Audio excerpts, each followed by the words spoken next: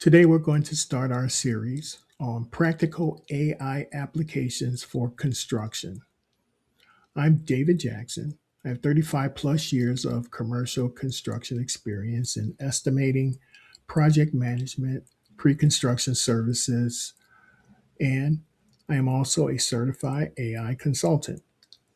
So, let's jump into our first topic: Introduction to Claude AI for building contractors. So, what is Claude? Claude is an AI assistant.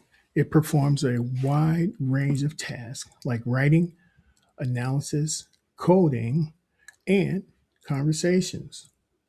So, in this series, what we want to accomplish is to get you some practical knowledge of what Claude can do in the series that we're undertaking here. We will get into more detail on the nuts and bolts of things, but let's go to accessing Claude.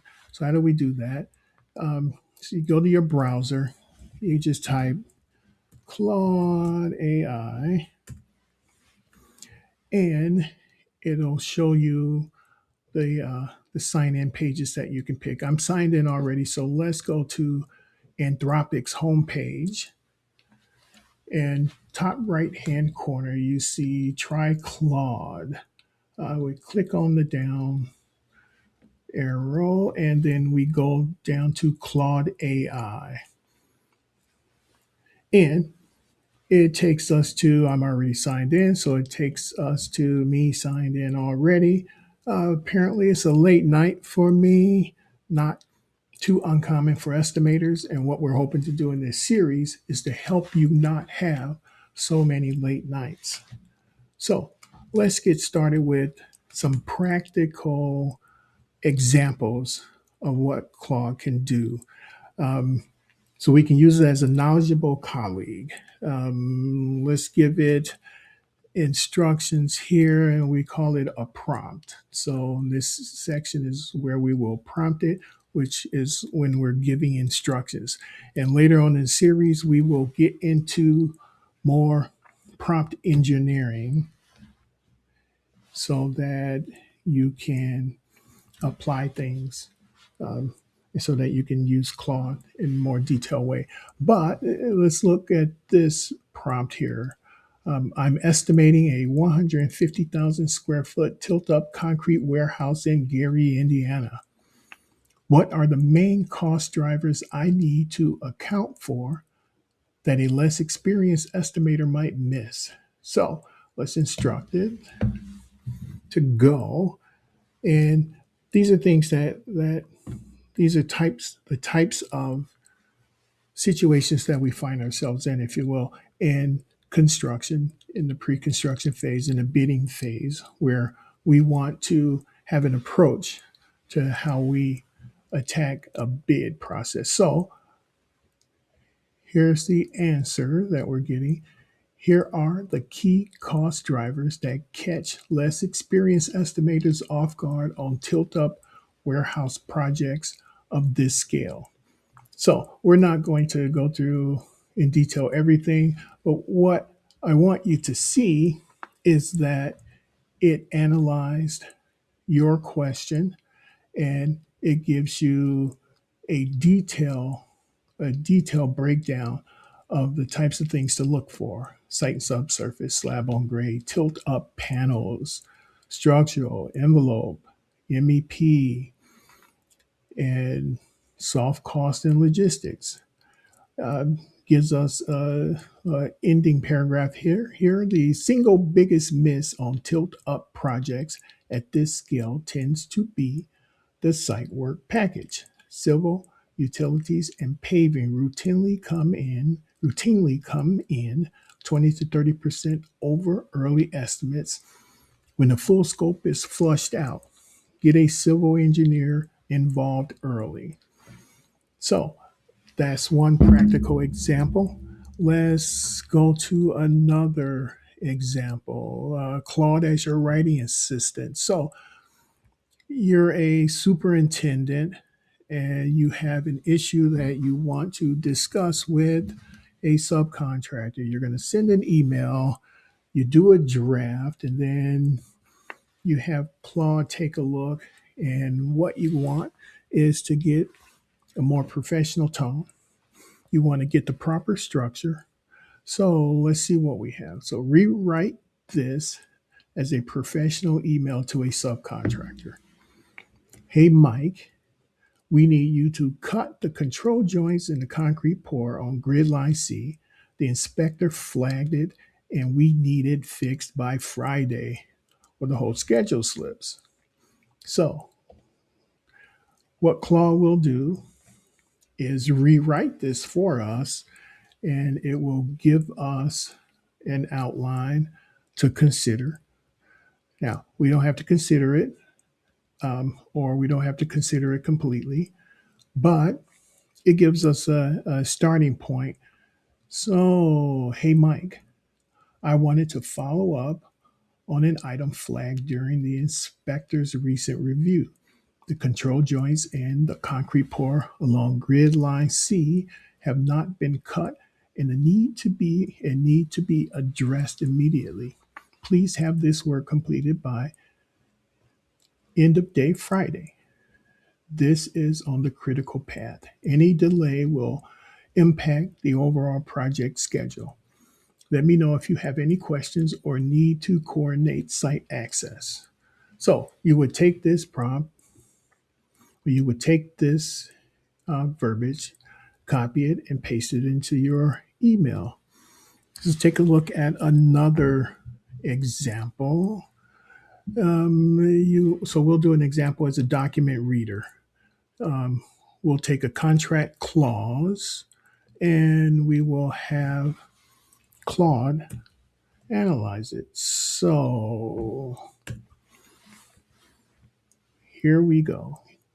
Here is a contract clause.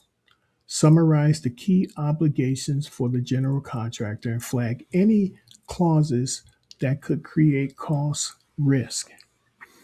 So the clause is this, and let's see where it's starting.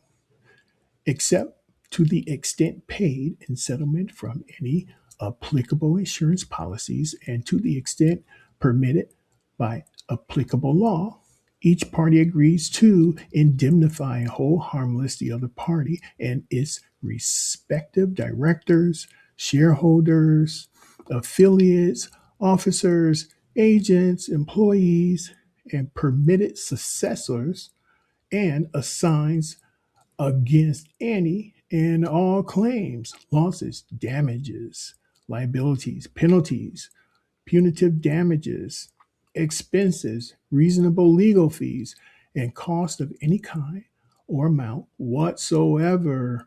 Blah, blah, blah. So let's have Claude analyze this. And here we go. The clause creates mutual indemnification. And in construction, there's always indemnification clauses in contracts. Some are more interesting than others. This seems to be a more interesting one. So Claude has flag cost risk flags, and it lists those. It has five, gives us a bottom line. This is a broad, unbalanced clause, even though it's written as mutual. In practice, GCs carry more operational risk than owners, so a mutual indemnity with no cap, no sunset, and punitive damages included creates disproportionate exposure for you before signing. Push to add, and it gives us those things to add. Now, you would take this analysis and you would sit down with your lawyer and you would draft up basically how to protect your company, your construction company, in this indemnification clause. Now, let's take a look at, we want to use Claude as a thinking partner. So we'll take this scenario, and here we go. I have a project where the owner wants to value engineer the steel package by switching to wood framing on the second floor. The project is a two-story commercial building in a high wind zone. Walk me through the trade-offs I should present to the owner. So we'll get Claude thinking and analyzing this. And this is a decision with significant downstream consequences. Here's how to frame the trade-offs for the owner. So it talks about the structural performance, code and permitting. The cost delta is smaller than you think. And typically in the value engineering exercise, the cost delta is smaller than the architects and the owners would want. Um, so Claude is accurate in that concept of thinking. Um, Talks about schedule, long-term owner considerations, and then it tells us how to frame the recommendation. So as you can see, Claude has very practical applications in construction. It can analyze, it can give you um, practical approaches. So, what we want to do as this series continue is to hone in on more specifics. We'll get into prompt engineering. We'll get into instructing Claude in more concise manners. We'll talk about things like analyzing spreadsheets and creating spreadsheets. We'll talk about a number of things that is related to construction and the construction process. So please continue with us in our series on practical AI applications in construction. I'm David Jackson. Thank you.